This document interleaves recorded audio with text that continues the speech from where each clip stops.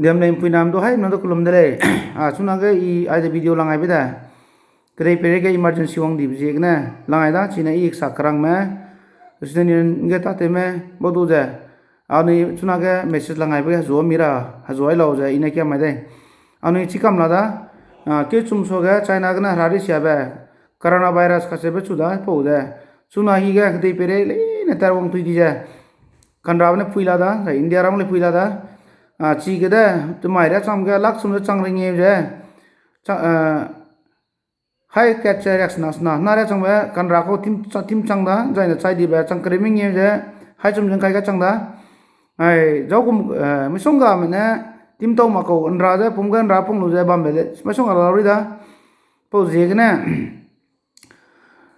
prime minister nè gì mày cả tarik cái xong cái bon theo đó cái nào cái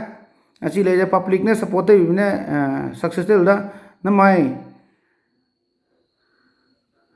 state government ne ja so mai ne chu ja je kai ma dai ne chu ja ban te ra ji mi ban te ra kamena da po je ne council ka ni bo conference hall ka na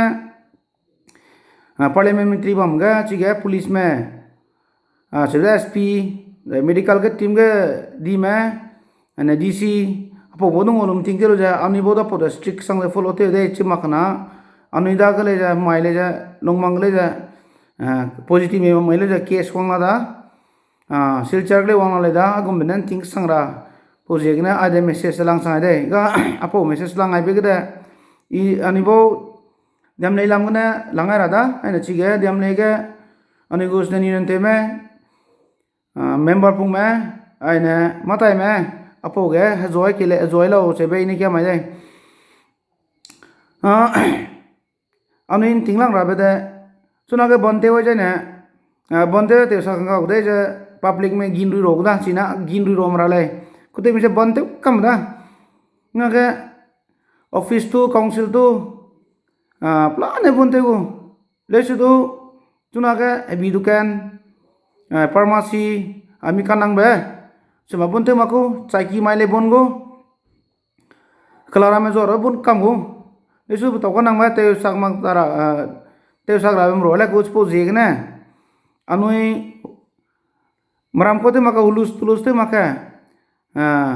te ra kan nang ba du kan le ko po je ne cai ki ta sang mara ta cai du si te me tara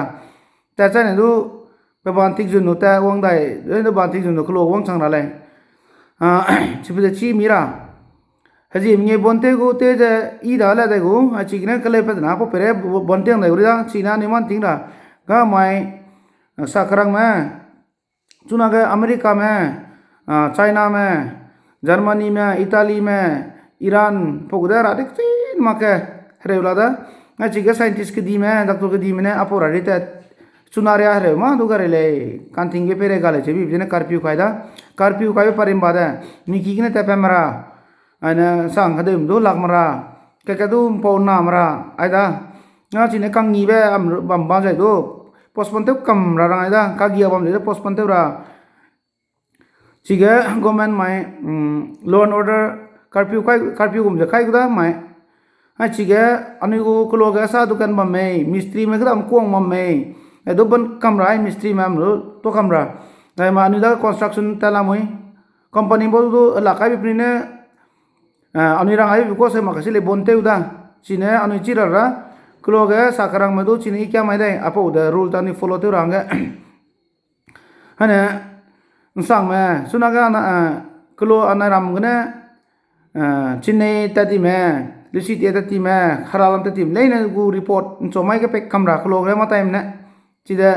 council gane dc da na ni bo telecom order pe kuda china ai da wang chang lak ti je gane I mai video lang ai da phone te kam lak je na china gas dan te ma tai te ma cheba chu ngai lo kha cheba ani yang haim na ira bang na nga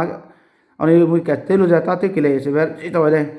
ai chana ta lu wang ke me ko list pe lu ja wang ke me ta me ba chi ta wa ra ni lu chi ta lu na ai gane ni ko body